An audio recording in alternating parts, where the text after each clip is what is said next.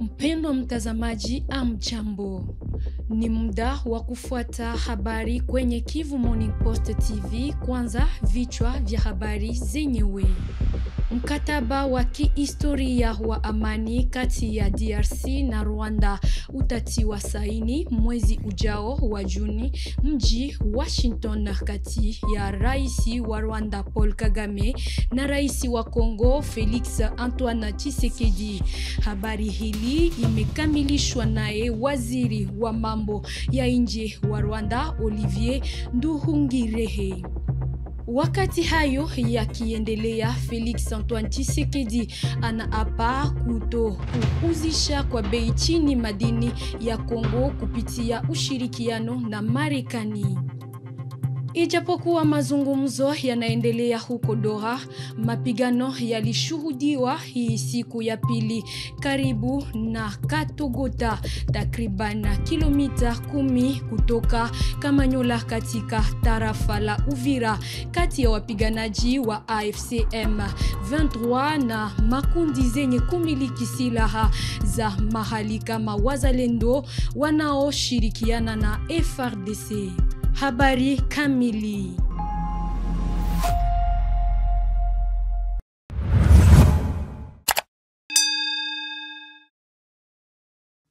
Waziri wa mambo ya nje wa Rwanda Olivier Nduhungirehe alitangaza kuwa mradi ya makubaliano ya amani kati ya Jamhuri ya Kidemokrasia ya Kongo na Rwanda utasainiwa mwezi wa 6 nchini Marekani mbele ya marais Felix Tshisekedi na Paul Kagame. Maelezo naye Faustin Binja. Na Olivier Nduhungirehe, rasimu ya makubaliano iliwasilishwa tarehe 2 Mei huko Washington chini ya upatanisho wa Marekani, ikilenga kumaliza mvutano katika eneo la Maziwa Makuu. Mkutano wa mawaziri umepangwa katikati ya Mei ili kukamilisha rasimu ya makubaliano hayo. Sisi mawaziri wa mambo ya nje tutakutanana katika wiki ya 3 ya Mei ili kumaliza rasimu ya makubaliano ambayo yatajadiliwa awali na wataalamu. Tunatarajia kwamba katikati ya Juni kutakuwa na kutatiwa saini kwa makubaliano haya ya amani huko ikulu ya White House pamoja na rais wa Marekani Donald Trump na marais wawili wanaohusika, pamoja pia na mainchi zilizoshiriki katika upatanisho. Kuna kuwa emir wa Qatar, rais wa Togo, rais wa Kenya na rais wa Zimbabwe. Tunatarajia kwamba kama kila kitu kitaenda vizuri, tutakuwa na makubaliano ya amani yatakayotupeleka kwenye amani ya kudumu, alisema Olivier Nduhungirehe, waziri wa mambo ya nje wa Rwanda kupitia television ya Rwanda. Nduhungirehe alithibitisha kwamba mashauriano ya kiufundi bado yanahitajika ili kukamilisha maandiko ya pamoja. Tarehe 25 April, mawaziri wa mambo ya nje wa Rwanda na DRC walitia saini tamko la misingi huko Washington, wakiwa mbele ya waziri wa mambo ya nje ya Marekani Marco Rubio. Katika uwanja wa mapambano, hali bado ni tete, huku mapigano yakiendelea kati ya jeshi la Kongo FARDC likisaidiwa na Wazalendo na wapiganaji wa AFC M23. Ijapokuwa kutangazwa kwa mazungumzo kati ya DRC na Marekani, makubaliano yanayowezekana kati ya Jamhuri ya Kidemokrasia ya Kongo yenye lengo la kubadilishiana madini kwa msaada wa usalama. Rais wa Kongo Felix Tshisekedi alisema ya kwamba hawezi kamwe kuuzisha kwa bei chini utajiri wa Kongo wakati wa kusherekea siku kuu ulimwenguni ya uhuru wa vyombo vya habari duniani. Felix Antoine Tshisekedi alionya zidi ya upotoshaji wowote wa majadiliano yanayoendelea Washington. Je ne peux passer sous silence Siwezi kunyamazia uongo mwingi wa vyombo vya habari kuhusu ushirikiano muhimu unaokaribia kufikiwa baina ya Jamhuri ya Kidemokrasia ya Kongo na Marekani kuhusu uthamini wa madini yetu muhimu. Matamshi mengi yanayosambazwa bila uchunguzi katika vyombo vya habari fulani yanaeleza kuwa kuna uwezekano mali ya nchi ya Kongo iuzishwe kwa bei isiyofaa.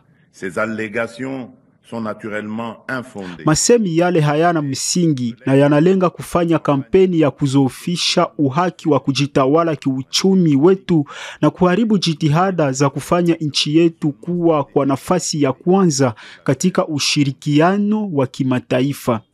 Na wahakikishia rasmi mbele zenu kuwa kamwe sitauzisha kwa bei isiyofaa rasilimali za Kongo, na hapa mbele ya taifa, na nitasimama wima hadi mwisho. Matamshi hii imesemwa wakati wasiwasi mkubwa umetolewa na utawala wa Kinshasa baada ya tangazo inayohusu ushirikiano na Marekani kuhusu madini. Wapiganaji wa AFC M23 waliudhibiti mji wa Kaziba na kusonga mbele kuelekea Luvunja katika eneo la Mwenga. Kanali Sabimana na Kanali Willy Ngoma walipana msaada wa chakula kwa hospitali ya Kaziba ili kuwaunga mkono wahudumu wa afya wanaofanya kazi ya kuwatunza wagonjwa. Mapigano makali yaliripotiwa siku ya pili Mei 6, 2025 katika eneo la Uvira kati ya wapiganaji wa Wazalendo na AFC M23.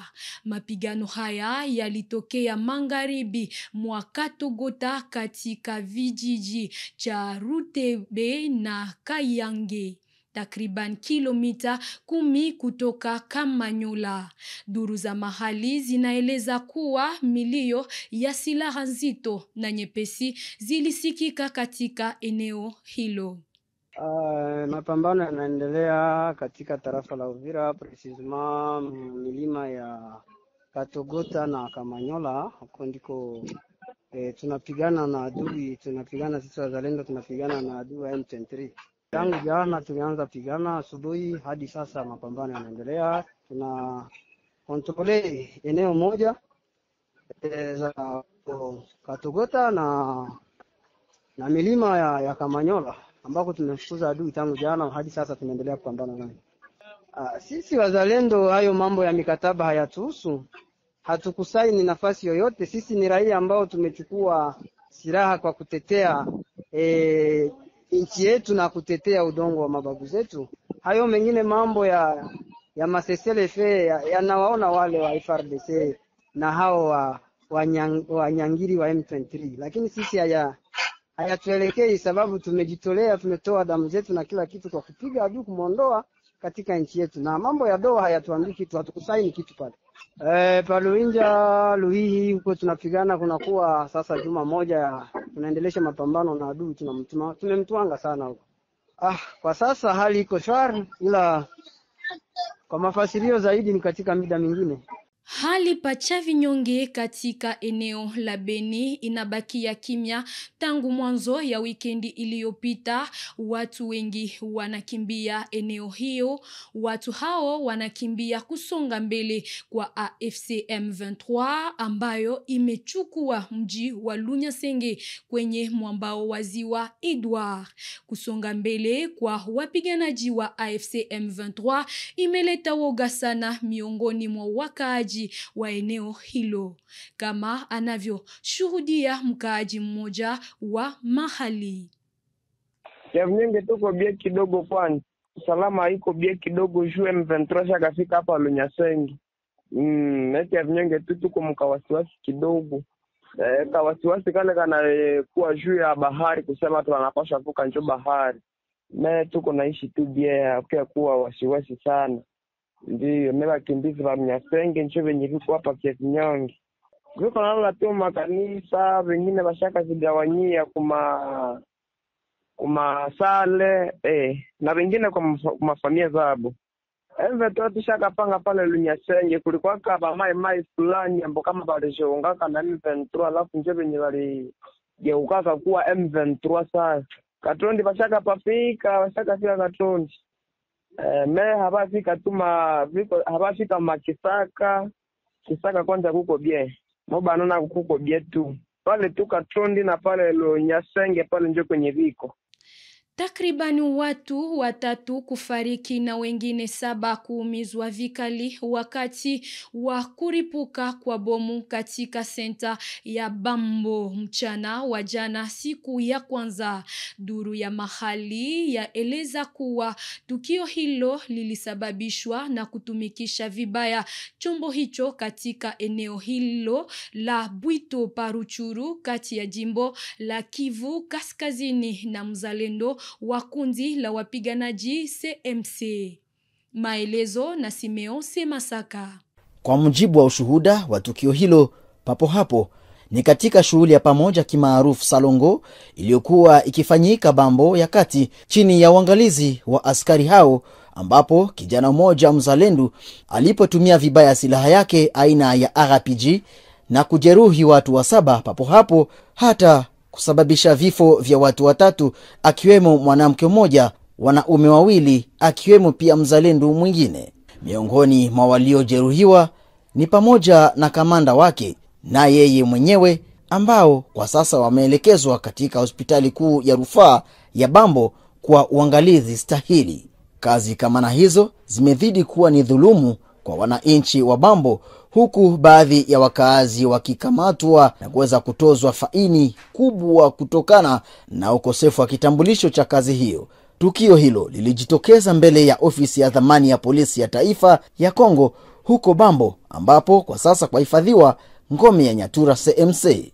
Kulitokea mlipuko wa bomu, sijui ni aina gani, lakini ilikuwa ni wakati wa Salongo hapa Bambo majira ya mchana. Alikuwa ni kijana mzalendo ambaye alichezea vibaya hasira yake. Mama moja, kijana mwingine wa kiraia na mwingine mzalendo walikufa moja kwa moja na wengine kujeruhiwa vikali. Hata kamanda wa mzalendo huyu na aliyepiga risasi wapo hospitalini hapo pamoja na raia wengine, alisema hivyo. Hali hii imesababisha hisia kubwa mioni mwa wakazi wa eneo hilo, ambao wanachukizwa na mzunguko wa silaha kiolela katika eneo hili la Bwito, katika mji mkuu wa Kongomano lenye kuwa na jina hilo.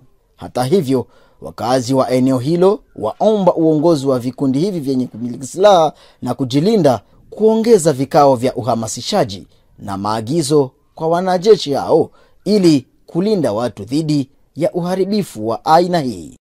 Kufungwa kwa benki katika miji wa Goma na Bukavu ni uhalifu wa kivita. Haya ni maneno yake coordinator wa AFC M23 wakati alizungumza kwa upekee na mwandishi wa habari wa Kongo Steve Wembi.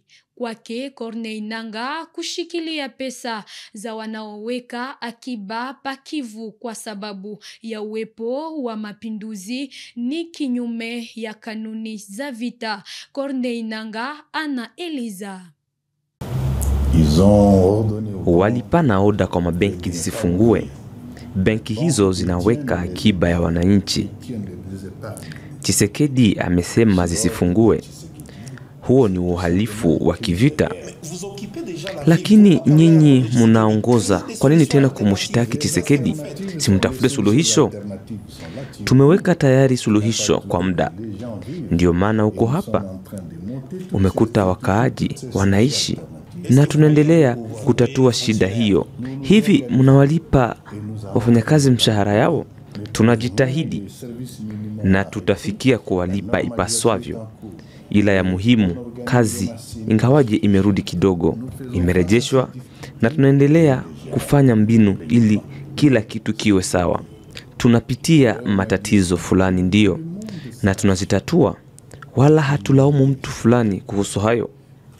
Ya muhimu, ulimwengu mzima ujue ya kuwa kuchukua pesa za wakaaji wa Kivu kwa kisingizio cha mapinduzi sio mbinu za vita, ila ni uhalifu wa kivita. Kuanzia sasa kampuni SNEL la Sokode Nuru na Virunga zinazogawanya umeme kwa wakaaji kwa mji wa Goma lazima zitie kuusawa bili zao za matumizi.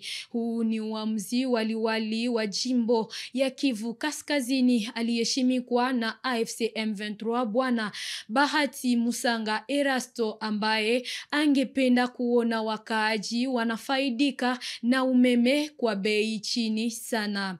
Tayari kamati ya dharura imeundwa ili kufuatilia utekelezaji wa uamuzi waliwali wa jimbo.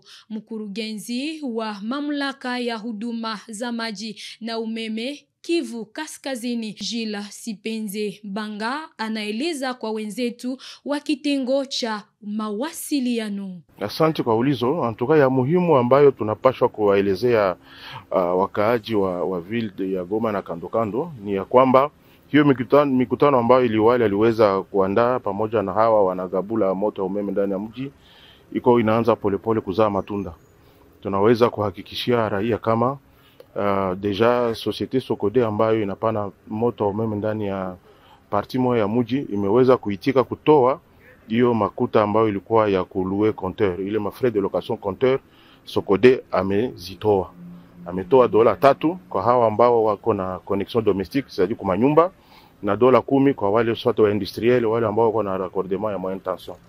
Hiyo deja ni mwanzo. Na hii yenye kuhusu éclairage public, sababu inakuwa pia inasaidia kwa usalama. Nuru amesema kama ataweka tala 400 ndani ya eneo ambayo anaongoza. Virunga amesema kama atatia éclairage public hizi mataa za mtaa ndani ya Nyiragongo, ndani ya groupement Muja Rusayo, pale ambapo kulikuwa kuyakuwa mwangaza wa barabarani. Na Sokode pia kuhusu éclairage public alisema ataangalia jinsi anaweza kuongezea pia uzoni zenye aliweza kutia ndani éclairage public siku za mbele. Na kuhusu sasa tarifu, sababu watu saa zingine wanaogopa kukamata moto wa umeme sababu anaogopa kulipa facture nyuma. Mkubwa aliwaambia kama ni sherti waweze kushusha hiyo tarifu paske iko mingi. Basi tukaona SNEL iko ku 0.12 centime. Sijui kama kwa Kiswahili tutasema 12 centime inaweza kuwa ngapi? Senti 12 na wengine wako ku senti 25. Ni kusema kama Nuru yenye nayo iko tena juu ya 20 senti 27, senti 36 senti, ça dépend na wa kategoria ba client. Naye liwali wa jimbo aliweza kuambia waangalie jinsi ya kushusha bei. Hivi kazi ingani inaendelea kusema hao wote wakuwe na bei yenye kukua sawa na ikuwe bei ambayo watu wanaweza kununua facilement hiyo moto wa umeme, ili waweze hata kutarajia kuipigisha chakula nyumbani. Hizo kazi ziko zinafanyika na muda kidogo liwali atawaelezea matokeo ambayo imetokea kufatana na hiyo volonté, hiyo utashi anayo ya kuona wakaaji wa Goma wana accede ku moto wa umeme kwa urahisi. Mwisho wa habari hizi toka Kivu Morning Post TV. Aksanti kwa kuendelea kuwa nasi.